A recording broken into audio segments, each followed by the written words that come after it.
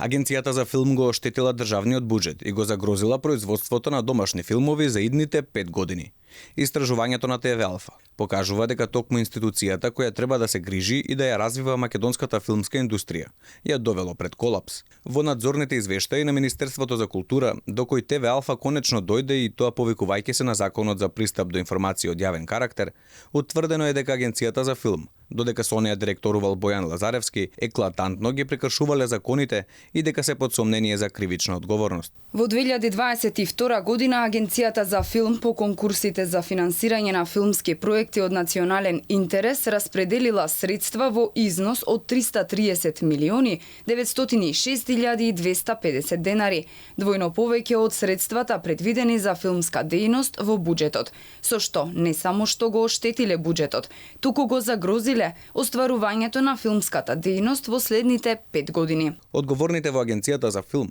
наместо да ги санкционираат продукцијските куќи на кои им доделиле народни пари за да создаваат уметност, тие често ниту барале отчет за тоа на што се трошат парите, ниту пак поднесувале тужби за средствата да се вратат назад во државниот буџет. Напротив, чекале договорите да застарат, па продуцентите да се ослободат од одговорност и воопшто да не треба да ги вратат парите, иако не се снимиле филмови. Агенцијата за филм овозможила побарувањата за враќање на средствата да застарат и да не може да бидат наплатени по судски пат, што представува основ за кривично гонење, бидејќи лицата кои биле надлежни да го сторат тоа не го сториле, поради што постои основано сомнение дека сториле кривично дело злоупотреба на службената положба и или несовесно работење во службата. Алфа ТВ открие дека 39 проекти добиле околу 50 милиони денари од државниот буџет, односно 813.000 евра преку Агенцијата за филм, а ниту снимиле филмови, ниту пак ги вратиле парите назад кај државата.